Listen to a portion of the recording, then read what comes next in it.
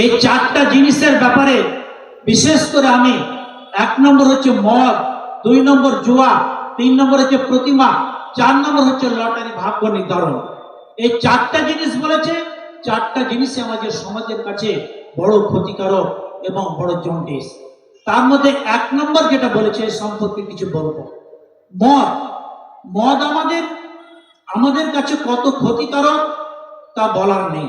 মদ সাধারণত, মদের সাথে আমরা জড়িয়ে যাই 4 ভাগে, 4 শ্রেণীতে, 4 ভাবে বিভক্ত হয়ে আমরা মদকে অ্যাকসেপ্ট করে থাকি। 1 নম্বর হচ্ছে যে আমরা আমাদের নিজের প্রভুত্ব বিস্তার করার জন্য, যেমন ধরে নিতে পারেন রাজনৈতিক দিক থেকে আমি কত বড় নেতা হব, আজকে মেম্বার আছি, আগামী দিনে হব পঞ্চায়েত সমিতি, তারপরে জেলা পরিষদ, তারপরে এমপি, তারপরে এমএলএ, হতে হতে রাষ্ট্রপতি। ভারতবর্ষের 1 নম্বর নাগরিক হওয়ার জন্য আমরা সব সময় দৌড় দিই।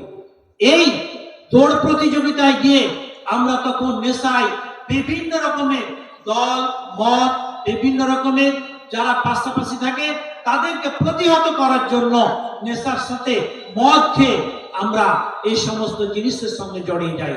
দেখবেন ভালো করে, আপনার নিজের জীবনে ভালো প্রতিবেশীর মধ্যে দেখবেন যে সমস্ত অপ্রীতিকর ঘটনাগুলো হয়, মানুষ মদ না খেলে সুস্থ মস্তিষ্কে কোনো মানুষের মধ্যে অশান্তি বিরাজ করতে পারে না। 1 নম্বর, তারা জানে, জেনে শুনে করে এই জায়গাটাতে কোনো একটা সুষ্ঠুভাবে একটা সমাধান হয়ে গেল। যারা নিজের সমাজে প্রভাব বিস্তার করতে চায় তারা দেখবেন কিছু মাতালকে মালফাল খাওয়িয়ে, মদ খাওয়িয়ে সেখানে একটা অদ্ভুত পরিস্থিতি তৈরি করে দিয়ে সেই জায়গাটাকে তারা নিজের, তখন তারাই আবার মীমাংসা করতে আসে। সূরা বাকারার 1ম রুকুর 2য় রুকুতে আল্লাহ তাআলা বলছেন যে ওই সমস্ত মানুষেরা তারা বলে কি নিজে পরিস্থিতি সৃষ্টি করে দেয়, করে দেওয়ার পরে বলছে আমরাই তো ফয়সালা করতে এসেছি, আমাদের মতো ভালো মানুষ কি আছে, এইভাবে বলে।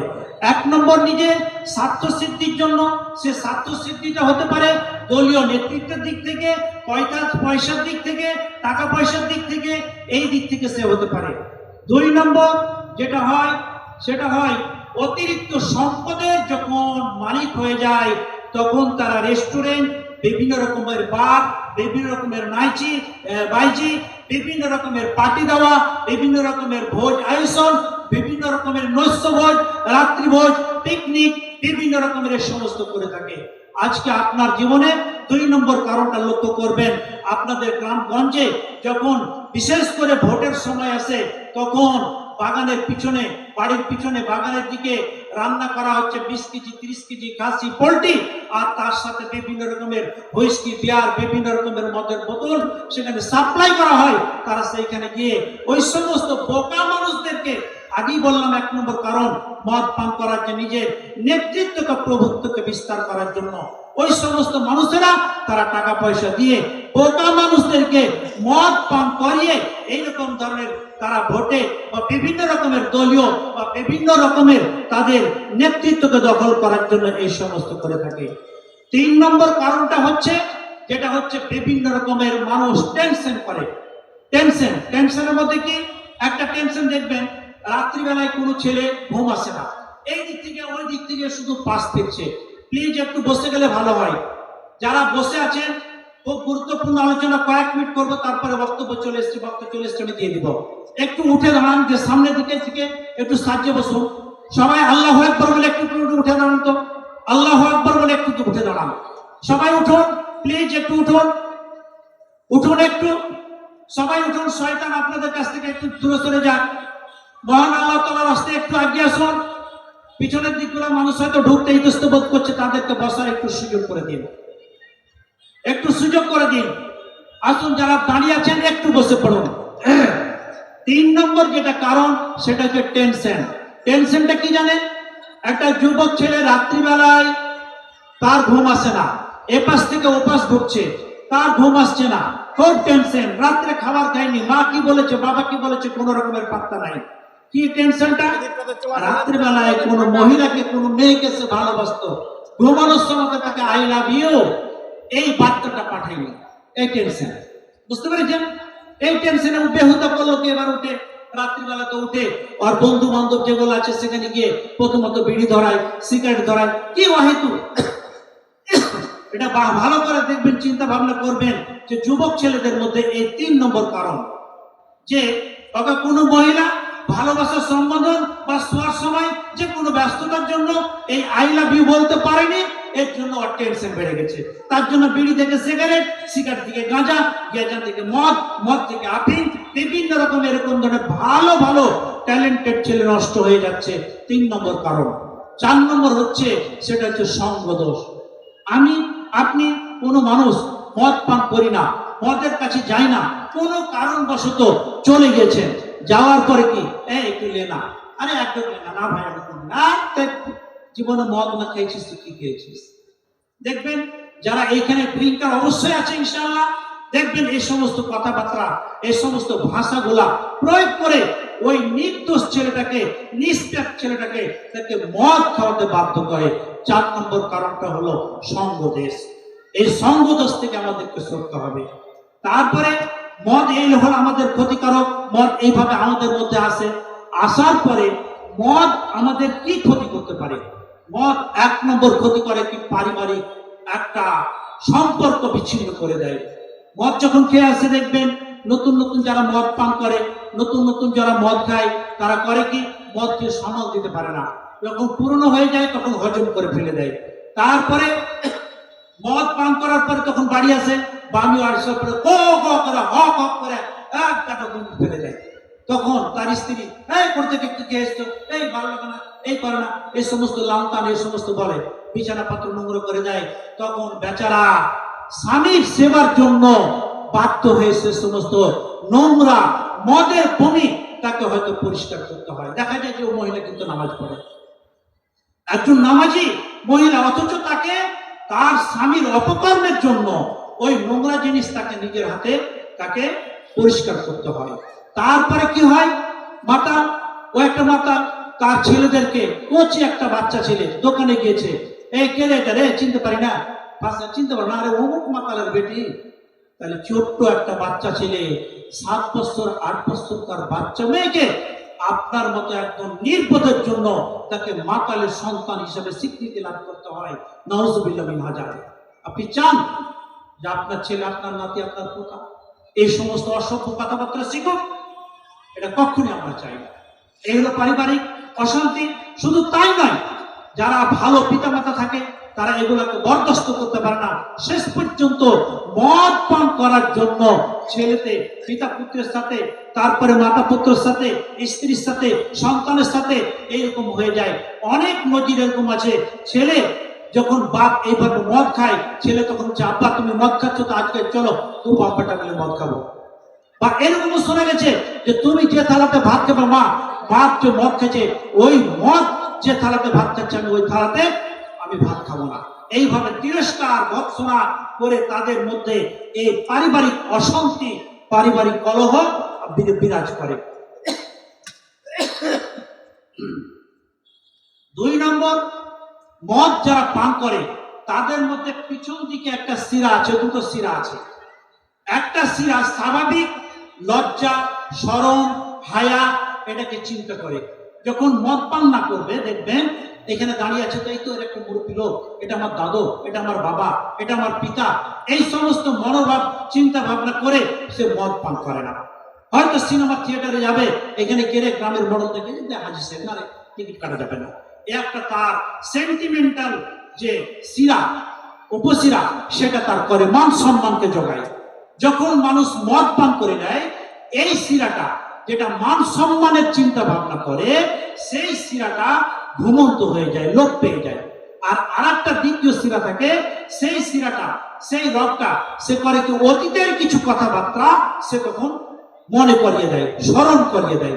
দেখবেন মাতালেরা যারা মদ পান করে বা সঙ্গে থাকে, যারা হয়তো সরবরাহ করে, তারা দেখবেন ওইরকম ধরনের যারা থাকে, মদ পান করার পরে অতিরিক্ত খেয়ে নিয়েছে, তখন 2 বছর 3 বছরকার 5 বছরকার কথা ওর ওইখানে আসে। অর্থাৎ ওই একটা শিরার বৈশিষ্ট্য, যে যখন ড্রিঙ্ক করে, মদ পান করে, তখন তার পুরনো কথাগুলোকে স্মরণ করিয়ে দেয়, স্মরণ করিয়ে দিয়ে তখন বলে দেয়, বলে দেওয়ার পরে কি হয়, ঝামেলা হয়, একটা ঝামেলা মিটে গেছে 5 বছর 7 বছর পর, কিন্তু মদ পান করেছে। বা 15 বছর 20 বছর আগে আপনার দাদুকে হয়তো অমুক মেরেছিল, আজকে 50 বছর আগে আপনি জানতেনই না। আপনার 30 বছর বয়স, আপনি জানতেনই না যে আপনার দাদুকে ওই ব্যক্তি কেটে ফেলেছিল। তো ওই মদ পান করেছে, করার পরে অতীতের কথাগুলোকে স্মরণ করিয়ে দিয়ে কথায় কথায়, আর জানিস তোর দাদুকে তো অমুক না কেটে ফেলেছিল, তাই নাকি ভাই? হ্যাঁ, তখন ওই পুরনো কথাটা তুলে সমাজের মধ্যে অশান্তি বিরাজ করে, সমাজের মধ্যে অশান্তি বিরাজ করে। মদের হলো, এটা হলো অপকারিতা। মদের মধ্যে এমন কোন জিনিস নাই যেটা হচ্ছে আমাদের সামাজিক জীবনে বা ধর্মীয় দিক থেকে বা আমাদের সামাজিক দিক থেকে কোন রকমের অন্য কিছু উন্নতি আছে। একটাই উন্নতি, সেটা আপনি বলতে পারেন যে মদ যা বিক্রি হয়, মদ যা বিক্রি হয়, পরিসংখ্যান বলছে চা যা বিক্রি হয়, চায়ের থেকে 4 গুণ বেশি মদে বিক্রি হয়। বলছেন কই মুর্শিদ, কি কথা বলছেন? আপনি দেখুন ফারাক্কা কাউন্টার, আপনি কি করুন, সার্চ করুন, তথ্য নিন যে এখানে দেখুন কত টাকার চা বিক্রি হয়েছে। এক কাপ চায়ের দাম কত? 5 টাকা। আপনি এখান থেকে আপনার এই মুখটাকে দেখুন, আর এই অঞ্চলে আপনি দেখুন যে আজকে রাত্রে কত টাকার, 500 টাকার বোতল থেকে 200 টাকা 250 টাকার বোতল থেকে নিয়ে কত টাকা অপচয় হয়েছে, কত টাকা অপচয় হয়েছে।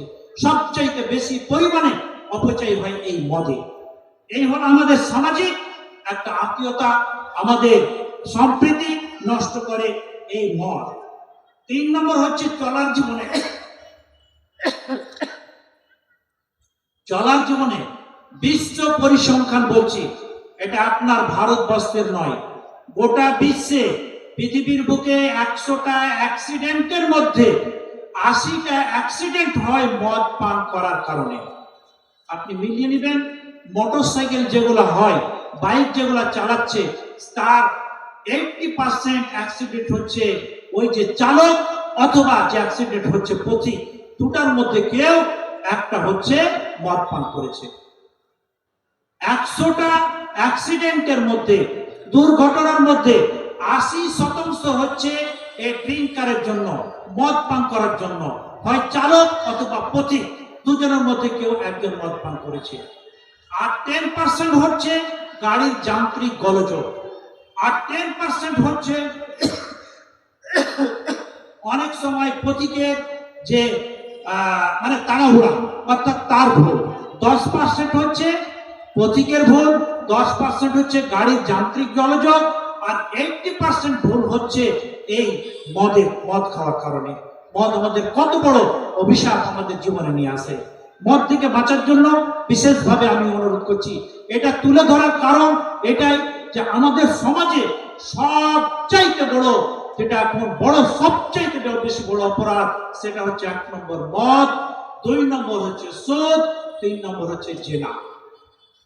আপনি দেখুন সুদের ব্যবস্থা, যারা লোন নিয়েছেন বা এমনি সরাসরি গ্রহণ করেছেন, এই এতে থেকে কটা পরিবার বেঁচে আছেন। 3 নম্বরে হবে আপনার জেনা। এই 3টা জিনিস যদি আমাদের সমাজ থেকে প্রতিহত করতে পারি, দূরে সরিয়ে দিতে পারি, ইনশাআল্লাহ আমরা শান্তির সাথে বসবাস করব, এর মধ্যে কোনো রকমের অসুবিধা নাই। 4 নম্বরে যেটা হচ্ছে মদ পান করার পরে জেনা, ধর্ষণ। ধর্ষণ, ধর্ষণ কাকে বলছেন জানেন? শরীয়তের পরিভাষায় বিবাহিত সম্পর্ক বাদ দিয়ে যার সাথেই যৌন মিলন হবে সেটাই হচ্ছে জেনা। এটা হচ্ছে আমাদের শরীয়তের পরিভাষায়। কিন্তু বিশ্ব পরিসংখ্যান অনুযায়ী ব্যভিচার, ধর্ষণ কাকে বলছে জানেন? যে সমস্ত স্ত্রী পুরুষের স্বামী স্ত্রী আছে, থাকার পরে তারা অন্যর সাথে পরক্রিয়া করছে, সেটা যে পরক্রিয়া যেটা করছে, সেটা 100 ভাগের মধ্যে 90 ভাগ পরক্রিয়া হচ্ছে মদ পান করে। 100 ভাগের মধ্যে 90 ভাগ হচ্ছে এই মদ পান করে ব্যভিচারের সঙ্গে জড়িয়ে যায়। তারা বিভিন্ন রকম, আপনি হয়তো বলছেন যে কই এখানে যারা বাগানে, এখানকার কথা নয়, আপনি বড় বড় রেস্টুরেন্টে যান, বারে যান, হোটেলে যান, দেখুন কি অবস্থা চলছে, কি অবস্থা চলছে। আজকে শাহরুখ খান আমরা বলি মুসলমান নাম, কিন্তু এরকম ধরনের বড় বড় তারকা, এত স্ট্যান্ডার্ড মানের পয়সাওয়ালা মানুষ হওয়ার পর, যাকে স্ট্যান্ডার্ড আমরা বলছি কিন্তু তা না, আমাদের সমাজের দৃষ্টিতে আর কোনো মূল্যই নাই। তার ছেলে আরিয়ান খান কত টাকা করে, তার কয়েক লক্ষ টাকা প্রতিদিন লাগে পকেট খরচ। কি করে টাকা বলুন? এ সমস্ত মুসলমান হওয়ার পরে আমাদের লাভটা কি? আমাদের মুসলমান সমাজের লাভটা কি? কিছু নেই। এইগুলাই হচ্ছে মদের অপকারিতা। আল্লাহ তাআলা যেন আমাদের মদ থেকে এই সমস্ত জিনিসগুলা থেকে বাঁচার তৌফিক দান করেন। 3 নম্বর যেটা 5 নম্বর, সেটা হচ্ছে স্বাস্থ্যের ক্ষতিকর। মদ খেলে তার ফুসফুস ড্যামেজ হতেই হবে। যারা নিয়মিত মদ পান করে দেখবেন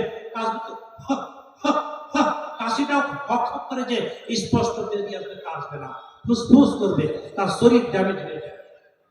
4 নম্বর যেটা সবচাইতে বড় বিষয়, সেটা হচ্ছে মদ পান করলে, একবার কোনো মানুষ মদ পান করলে তার 40 দিন পর্যন্ত কোনো ইবাদত কবুল হবে না। আজকে যদি করেন, 30 দিন পর একদিন করলেন, আবার 40 দিন, তারপরে আবার 20 দিন পর করলেন,